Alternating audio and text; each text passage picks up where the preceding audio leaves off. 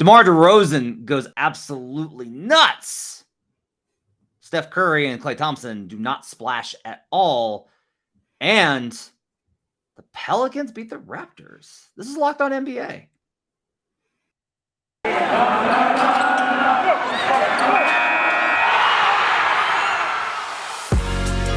You are Locked On NBA, your daily NBA podcast. Part of the Locked On Podcast Network, your team every day.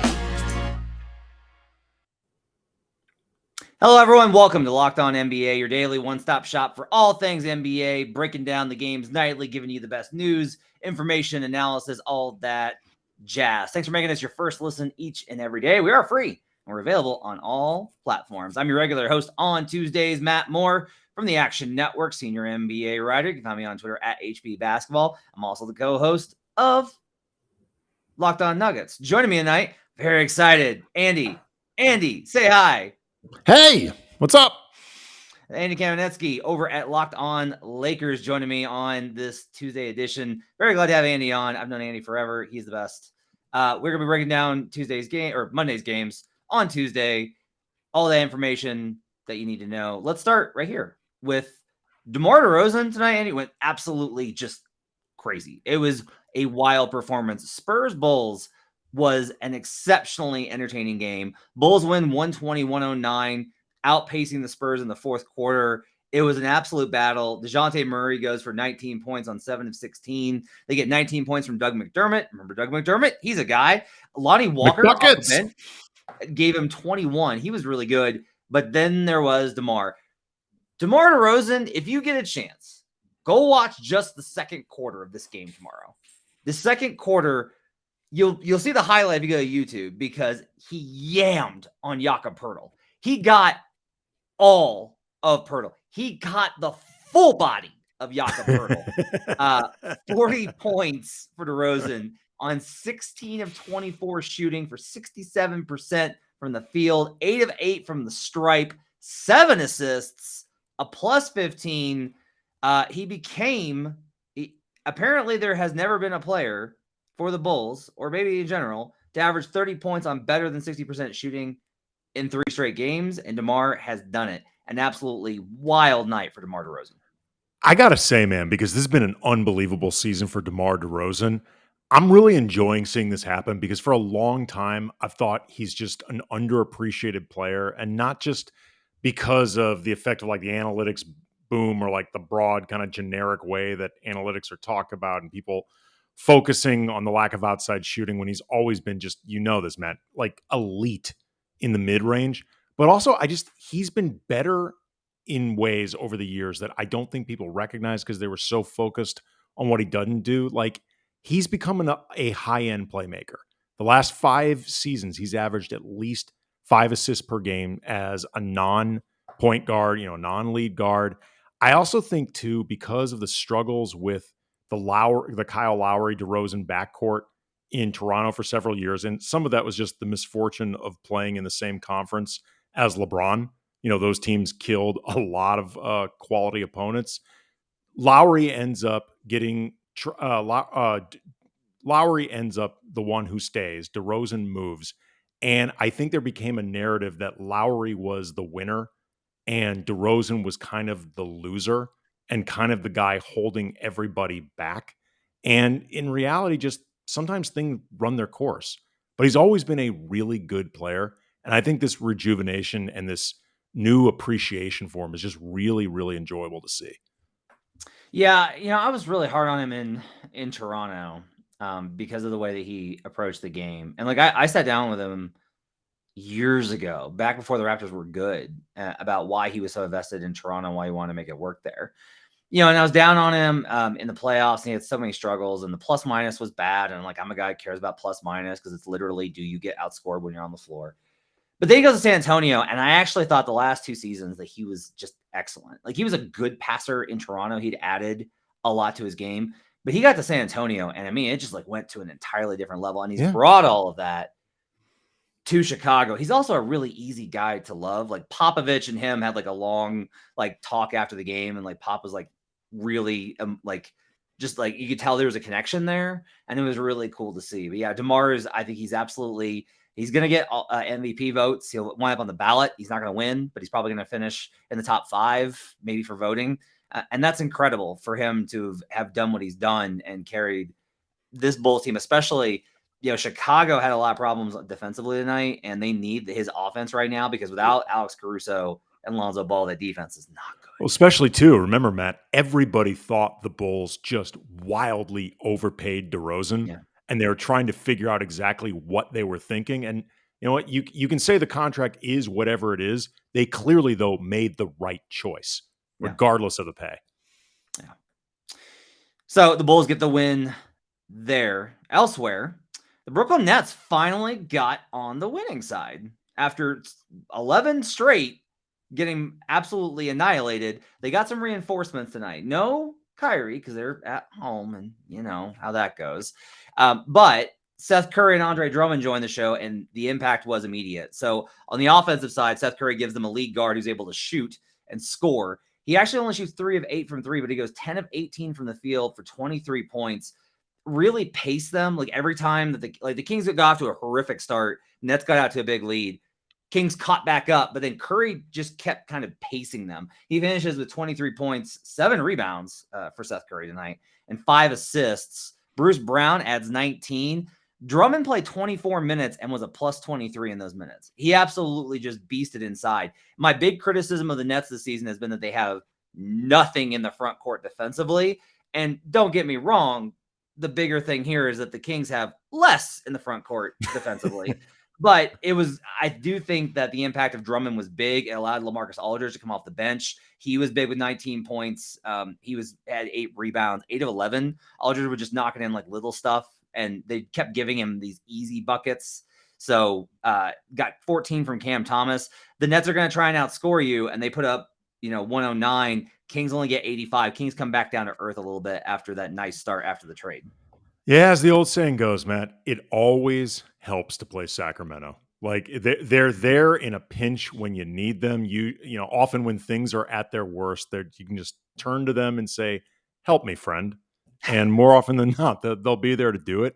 I also think too that Seth Curry and Andre Drummond have been slept on a little bit in terms of their impact for Brooklyn moving forward, because rightly there is so much focus on the Harden-Simmons end of all this. And, it's understandable.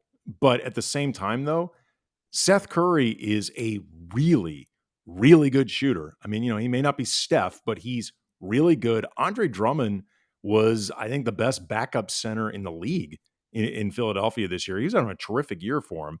And, it's going to be interesting to see how Philadelphia replaces that presence behind Embiid. But in the meantime, like you said, he gives Brooklyn something they don't have. And Andre Drummond is an imperfect player, but he's really good at the stuff that he does well. And, a couple things, particularly defensively, I don't think he's quite as bad as his reputation. I really noticed this last year covering the Lakers when he came over as their big buyout acquisition. Again, he's got flaws, but some of those flaws are not nearly as big as they're made out to be. Like, he's one of those guys that in the analytics era, the analytics despise him. And he is the anti-darling of this time that we're in now, Matt.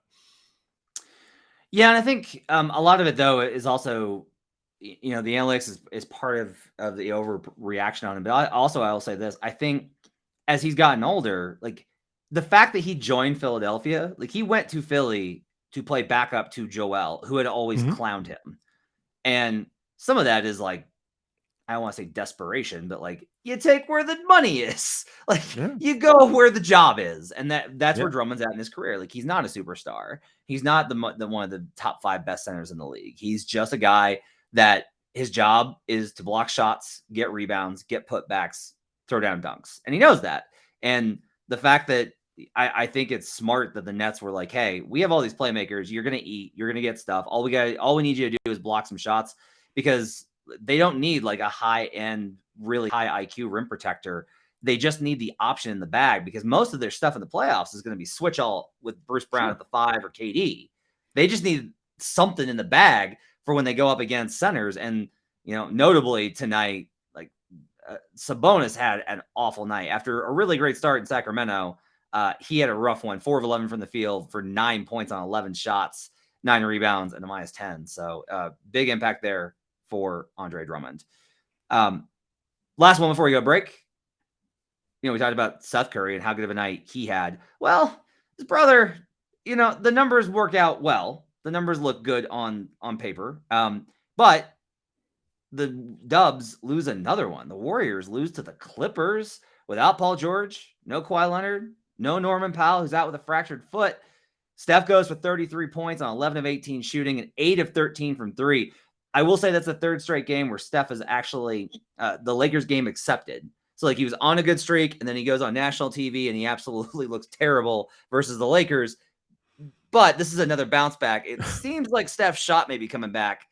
Klay Thompson's, however, tonight was gone after the 30-pointer versus the Lakers. Klay goes for 7 points on 3 of 14 shooting. Ouch. Sometimes coming back from injury is a bit much. He was a -23 in this one. Clippers just did what they do, man. 25 from Terrence Mann. They got 19 from Reggie Jackson, who, by the way, Clippers fans call Big Government because he always bails them out. It's my favorite nickname in all I didn't know that. That's great. Of the NBA. Yeah, his nickname amongst the Clippers fans on Twitter is Big Government, and that's my favorite nickname for any player. That is a phenomenal nickname. I'm in LA and I'd never heard that before. Yeah. Well, it's the Clippers, so Batum goes for 14. They get 18 from Zubac, who had a really solid game in this one. And the Clippers just kind of outpaced them. I think the Warriors are in a little bit of, hey, we're just trying to get to the All-Star break and, running out of gas and really need to get Draymond back. But I will say the Clippers hung with them in the first game that they played this season. I think it was the second game of the season on a Thursday. They hung with them then. And that they had PG then. They lost the second one, I think, when they had the most injuries. It was in that the COVID time, the Omicron time. And then they get this win. The biggest thing for me here is the Clippers are a pretty heavy switch team. That's been their identity, and they ran a lot of that tonight. This was why the Rockets went to switch all. It is still the best tactic to slow down the Warriors' ball movement offense, is if you switch everything, you can throw a wrench in the works. Just speaking of tactics in general, the record will never allow this to happen. But has any coach in the league, in terms of just doing the most with the least, proven themselves more than Ty Lue? I mean, if we were not, or I guess y'all, because I maybe neither one of us, I don't get a vote in this stuff in terms of the awards. But Ty Lue is absolutely coaching his butt off. And he is really one of the best tacticians in the league. And he's really good, I think, at just using the players in front of him and getting the most out of them and figuring out what they do well and instilling just belief. Because the last season under Doc Rivers with the Clippers, there was a lot more sniping. There was a lot more stuff happening in that locker room, which, by the way, is not unusual for a lot of Doc Rivers locker rooms. They all seem to go to this place eventually. And Lue is just really good at utilizing the stuff that he has. And it's, again, he is not going to end up getting this type of award because the team's likely going to stay 500-ish and stuff like that just doesn't happen. But he really is one of the best coaches in the league, the upper end of this league. I think he's moved into that tier. I think there's kind of a consensus that the amongst the best are Nick Nurse, Eric Spoelstra, Ty Lue, Steve Kerr. I think just because of the championships and longevity, people would probably still throw Pop in there, but Pop's, nobody really talks about Pop anymore because San Antonio's off the radar. But I think Lue's moved into that stratosphere, absolutely, and it's impressive that he does it. Missing so many guys. If I had to say who my coach of the year would be right now, I'd still give it to JB Bickerstaff because he's doing it with a bunch of young guys. And for me, coaching up guys that don't know what they're doing is always more impressive to me than getting Nick Batum and Marcus Morris to run an offense. But I do think that Ty Lue has been phenomenal and is very worthy of the accolades that he's getting. Let's take a break. We'll come back and we'll talk more about the games from Monday night. We'll talk about some the Bucks and the Raptors had bumpy rides tonight, as well as those Knicks. Oh, those Knicks. We'll do that when we come back on Locked On Nuggets. But first, I'm going to tell you about BetOnline. Football might be over this season, but basketball is in full steam in both pro and college hoops. From all the latest odds, totals, player performance props to where the next fired coach is going to land, BetOnline.net is the number one spot for all your sports betting needs. BetOnline remains the best spot for all your sports scores, podcasts, and news this season. I bet on the Blazers tonight to win because I saw that Giannis was out, and that was a cha-ching. I also bet on the Rockets because the Jazz have lost 8 times as double-digit favorite this season. That did not work out for me. But it's not just basketball at BetOnline. BetOnline.net is your source for hockey, boxing, and UFC odds, right to the Olympic coverage and information. Head to the website today or use your mobile device to learn more about the trends and action. BetOnline, where the game starts. We'll be right back on Locked On NBA. Thanks for making Locked On NBA your first listen. For your next listen, check out the Locked On Now podcast. Nightly recaps of every NBA game with analysis from our local experts. It's free and it's available wherever you get podcasts. Back here on Locked On NBA with Andy, I'm Matt Moore. Let's hit up the Bucks. This was a crazy one. Giannis gets ruled out, Andy, and I think it was like I jumped on it, like I said in the read. Like I thought this was a spot for them. I can't believe I'm gonna say this, but I think might be true. Like, it's only after you've lost everything that you're free to do anything, and the Blazers have lost everything, and they're playing exceptionally well. Yusuf Nurkic has, I think, given them fantastic minutes. He had 23 tonight and 16 rebounds and a plus 28 in 29 minutes. Josh Hart gave them 27 points. The new guy comes out and goes 5 of 9 from 3. They get 31 from Anthony Simons. These guys are just gunning. It's a bunch of young dudes and Nurkic just running up the floor. Like CJ Ellaby chips in 10 points. It gives them good minutes tonight. And the Bucks just played sloppy, uninspired basketball as they are wont to do this season. The Bucks are definitely in the case of, oh, hey, we're playing the Lakers on TNT. Let's stomp them. And then like the next couple of games, they're like, whatever, just kind of get through the season, moving along. I do think it's going to be interesting to see what happens with Milwaukee because it's games like this that I feel like are going to cost them in the seedings. I'm not worried about Milwaukee. They've lost some games. They're short on wings. There's a little bit of burbling panic in Bucks Twitter about the fact that they lost, they traded Dante DiVincenzo to Sacramento. Yeah. They lost PJ Tucker in the offseason to Miami. And then Pat Connaughton immediately after the trade deadline injures himself. He's out 4 weeks with a hand injury. So now they're down really to Grayson Allen, Wesley Matthews, and Jordan Nwora as their wings outside of Giannis. But, usually they have Giannis. I don't know. Is this a concerning game? Are you more impressed with the Blazers or concerned about the Bucks from this one? Well, first of all, I just want to say when you pointed out the way the Bucks, if it's against the Lakers on national TV, they'll stomp them. But a game like this, they may just go back to playing sloppy because I both, am invested in the Lakers' success and also believe in meritocracy. I would just like to see the Lakers taken off all the national TV games because I believe it'd be most fair and might actually help the Lakers in the process because teams really do gear up to go up against them. They really do enjoy beating them, even in this state, especially if it's national TV. So we could solve a lot of problems for me if they stop playing the Lakers in so many nationally televised games. Am I worried about the Bucks? No, not particularly. As long as Giannis is out there, and we've seen enough from them this season of what they can do, I'm not that concerned. But as far as the Blazers go, like when you mentioned the new guys and playing with freedom, I don't know what the future in Portland holds for Damian Lillard, much less Josh Hart. But Josh Hart, I think, actually could fit really nicely with Damian Lillard. He's an incredible rebounder for his size. He's one of the best rebounding guards in the league. He competes defensively.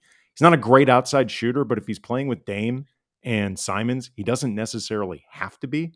And he's young enough that he could still grow incrementally as a player, but old enough that he's got some experience. And I covered him with the Lakers. I was always really impressed with his personality and his makeup and approach to the game.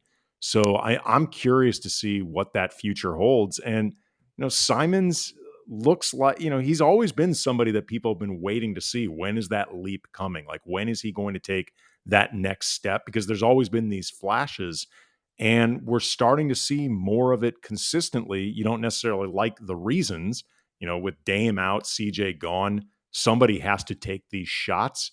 But the good news is he's showing a lot of signs of being able to become a high-end player, regardless of the direction that this team ends up going. Their ball movement has been phenomenal in this stretch. Like, they are, for whatever reason, these guys are buying into what Chauncey Billups is selling way more than the vets were.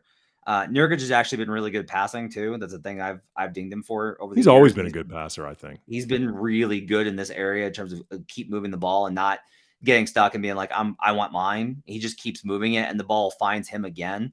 We talked about Josh Hart. This is kind of like the guys that there was a lot of potential for that have kind of gotten cast aside, because look, Justice Winslow tonight gets them a double-double. He goes for 13 and 10. He's been good this season. I think he's starting to get his confidence and his health back. He's been good. Josh Hart, Nurkic is a guy that they thought, there's a lot of people that thought he was going to get traded at the deadline. Now there's talk they're going to re-sign him. I think the danger for the Blazers is just don't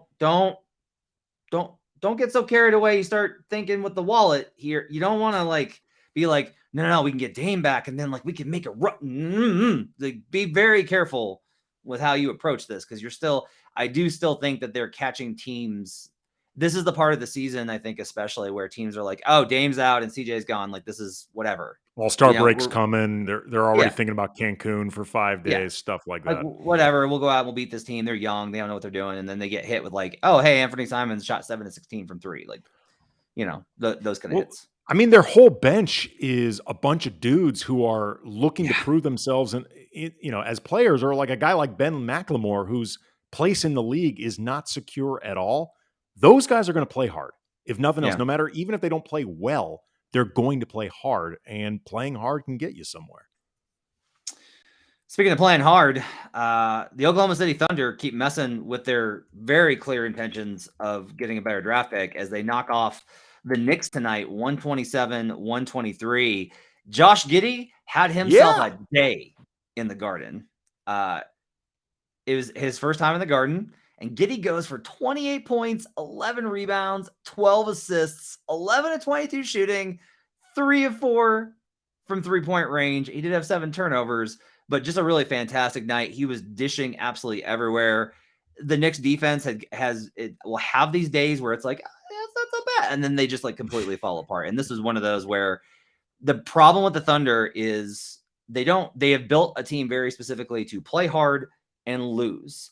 But if you are a low execution team, they are good enough to beat you. They do have enough guys. What's also impressive about this one, no Lou Dort. Lou Dort misses this game, no problem. They get 30 from Trey Mann and 23 from Baisley, and in overtime, the Thunder knock off the Knicks.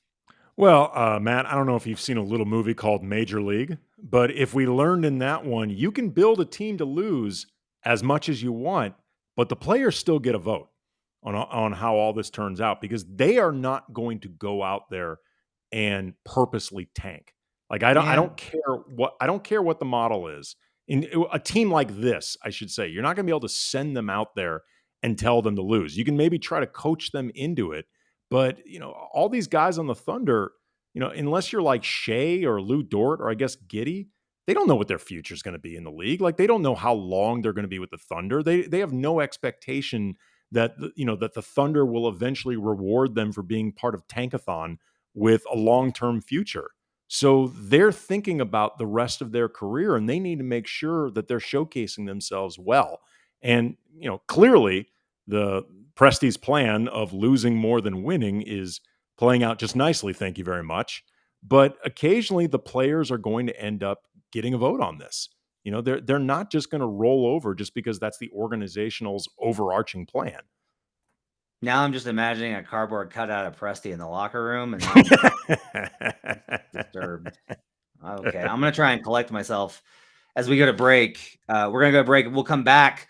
We'll hit some of the other games on the docket on Monday night in the association, including the Nuggets take care of business, Utah takes care of business, and Well, the Wizards in Detroit played a game, all right. That's a thing that happened. We'll talk about all that when we come back on Locked On NBA. But first, I need to tell you about good old Built Bar, because Built Bar is a great tasting protein bar that tastes good and is good for you. They've got the puffs. Have you heard about these? They're marshmallows. They are protein infused marshmallow. They're fluffy, they're marshmallowy. They're not just a protein bar. They're an absolute treat, and they're covered in 100% real chocolate. Puffs are a fan favorite with some incredible flavors like churro. That one's amazing. Coconut marshmallow, banana cream pie. Oh, they're also good. They're going to be all of those are going to be your new favorites once you get a hold of them. All the Built Bars are covered in 100% real chocolate. Yes, the puffs included 100% real chocolate, but they're also low calorie, high protein. You get only 130 calories, 4 grams of sugar, 4 net carbs, and 17 grams of protein in your average Built Bar. Just go to Built.com and scroll down to the macros chart, and you're going to be blown away by what you're going to find on the health stuff. Compare that to a candy bar, which has got around 240 calories. This is quite the deal for you. You got mint brownie, coconut almond. I love that one. It's my favorite. And new for this month, white chocolate cookies and cream. They're all delicious, and new flavors coming out all the time. If they think a flavor might be good, they'll make it. It'll be delicious, and it'll be good for you. Check it all out at built.com. We'll be right back on Locked On NBA. Thanks for making Locked On NBA your first listen every day. Now make your second listen Locked On Bets, your daily one-stop shop for all your gambling needs. Locked On Bets, hosted by your boy Q, with expert analysis and insight from Lee Sterling. It's free and it's available on all platforms. I'm Matt Moore. He's Andy Kamenetzky. We're rolling through the Monday night games in the association for the Tuesday show. I swear to God, I'm going to figure out the time-space continuum. I messed up from the trade deadline. You're going to have to forgive me. I just spent a lot of time stressing and being on the phone and trying to find out what was real and what was very much not. And guess what? Most of it was not real. Couple more games in the association that was real. Denver Nuggets got a very boilerplate win versus the Orlando Magic. The Nuggets don't blow them out. The Nuggets don't run away with it. They just keep about a 13 to 15 point lead for the majority. It was another messy night for Denver's offense. We'll talk about more on that on my other show, Locked On Nuggets. I will tell you, this is just a very much like the Magic beat Denver early this season, and I do think it's kind of a sign of Denver was so banged up and so miserable early in the season that the Magic were able to catch them. And this one, the Nuggets just had too much to offer, even without Monte Morris starting. The way you're talking about this and the way Denver's been playing, it sounds sort of like a cat playing with a mouse that it's about to kill, but it just sort of screws around with it for a while before eventually putting the mouse out of its misery. If you know you're going to win this thing, you can pace yourself. You can take your time. And, that can be, occasionally a dangerous game. Occasionally, I guess in this metaphor, the mouse might actually flip itself over and run off. But for the most part, Nikola Jokic is going to be the best player on the court in any given game that Denver plays because he is arguably the best player in the league, period.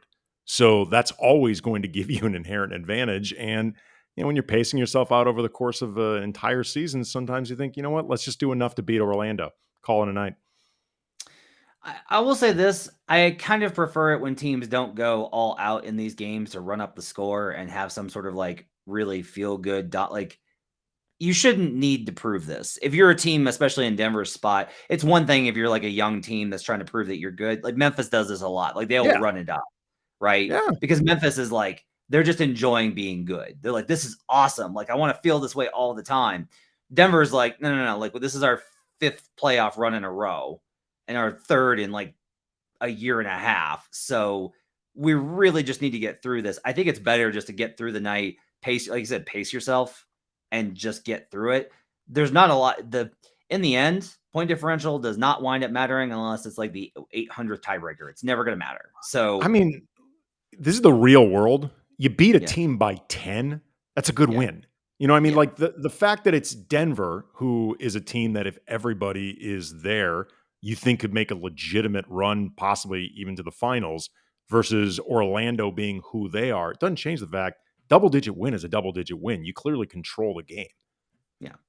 I will say, I do want to say this. A guy that's having a really good year that nobody's mentioned, I thought he was really bad in Chicago. and I just about given up on him, and that's Wendell Carter Jr. He's been sneaky really good for this team. Like, there's a lot of hype around Mo Bamba, who only played 11 minutes tonight, got banged up, but 34 minutes for Wendell Carter, 12 of 22 from the field, 25 points, 12 rebounds, 4 assists. Like, WCJ is good. He is able to do a lot defensively, whether it's on this team or another team, probably this one. That seems like a guy that they would build around. I think they have something with WCJ. There's a lot of players on Orlando. I said this consistently since the start of the year. There's a lot of players on Orlando that I feel like are having good individual seasons. It's just when you put them all together, the result is like, oh yeah, they're going to lose by 15. Well, I mean, okay, first of all, the Lakers played the Magic in mid-January, and Wendell Carter Jr. played really well in that game. So I agree with you. He's having a good season. He can be an impact player. The Magic, though, are just an organization that over like the last decade or so, they've clearly not figured out how to do anything beyond just assemble talent. Like in terms of like actually putting pieces together and doing something cohesive with it.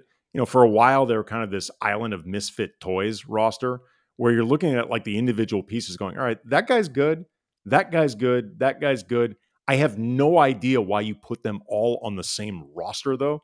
Like Right. it's not an individual competition, but they may have an eye for identifying talent. It's just going to be really interesting to see whether under new coaching or whatever, if they can actually figure out what they want as a roster and how to build on that vision. Like, do they actually know what they want?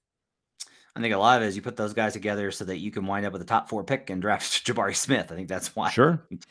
Sure.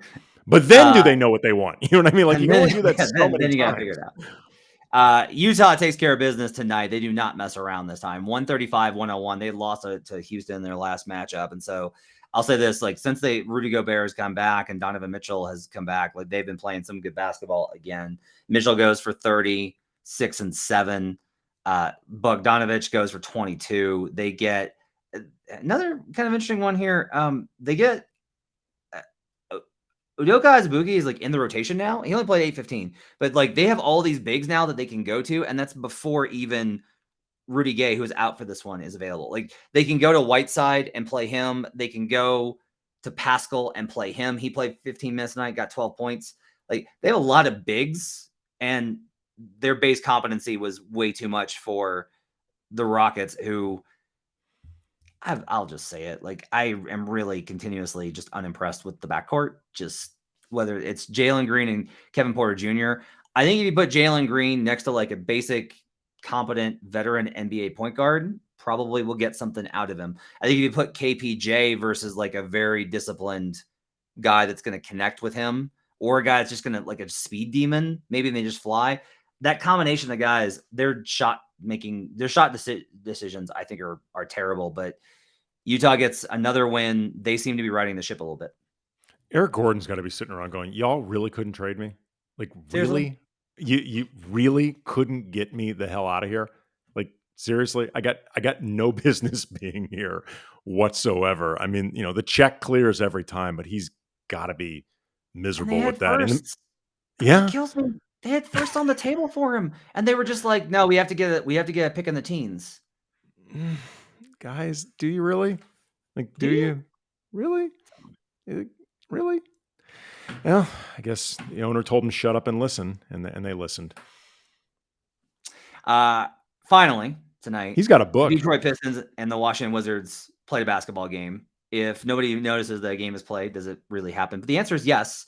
And I will say, I did actually catch this one, and Kuzma was really great in this one. This is a former Laker night. It's good that you're on, Andy. This is like we got Josh Hart in the action.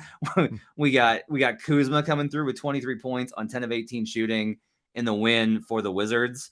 Look, the Wizards are struggling, obviously. No Beal. Their season is essentially over with Bradley shutting it down for the season. KCP comes through with 16 points. Denny Avdija did give them 12 and actually looked pretty good. He had 15 boards. He's been playing more physical, which I think is encouraging. Like I've actually liked the way that Avdija has looked as of late. Thomas Bryant looked rough. He's still recovering from that injury. And without Daniel Gafford, that was a real issue for them tonight. Obviously no Kristaps Porzingis yet. The only real takeaway I have from this one, Saddiq Bey went for 24 points on 7 of 17 shooting. I think Saddiq Bey is good. That's like my big takeaway from the Pistons are going to be good.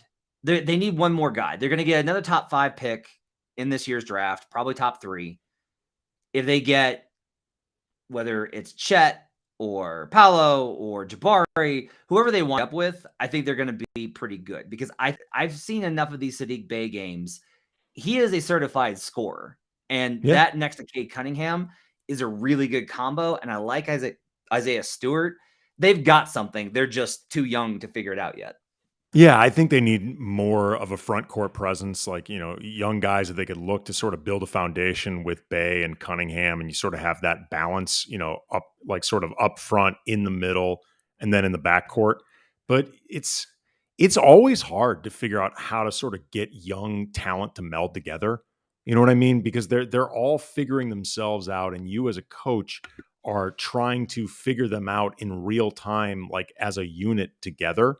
And hopefully Detroit's really invested in it because, like, I know, for example, we talked about Kuzma being in this game. We've talked earlier about Josh Hart, Brandon Ingram playing with the Pelicans. They're going to be discussed. Like, the Lakers, if they had wanted to, had a nucleus of young players that obviously they weren't going to be able to keep them all, but they're very good at identifying young talent. It's ironic because they have no interest in actually developing it. And, Julius Randle was part of that. Like, like you'd said earlier, Matt, a lot of former Lakers were a part of this. The Lakers have done extremely well just identifying guys, whether I think at the top of the draft over like the last 6 or 7 years, they had no real misses. Like, they had no obvious, like, whoa, okay, that one they clearly just misidentified. Like, yes, Jason Tatum, for example, is a better player overall than Lonzo Ball, but Lonzo Ball is not a bad player. You know what I mean? Like, they did not whiff on Lonzo Ball. There's a difference between whiffing and maybe just they should have taken somebody else. It's like the thing DeAndre Ayton went through this for a long time. I think finally the narrative of who he is finally becoming clear. Yes, he's not Luka Doncic, and he never will be as good as Luka Doncic. That never made him a bad player. And, the Lakers were never invested, though, in developing those guys.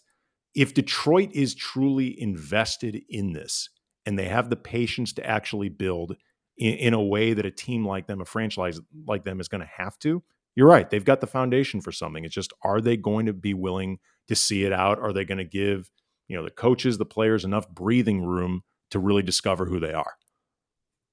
Well said. Very well said. Thank you. Also, probably amongst, if you're in Detroit shoes, probably step one of that is you should probably trade Jeremy Grant. Probably should have done that at the deadline. Just go ahead. Show him the door. Perhaps. All right, let's go wrap it up for Locked On NBA. Thanks for joining us. You can check out Andy on Twitter at Cam Brothers, KAM Brothers. You can follow me on Twitter at HB Basketball. Make sure to check out the YouTube show. Make us your first listen. Have a great week. We'll be back tomorrow with another episode of Locked On NBA. Thanks for joining us, everybody. Have a great day.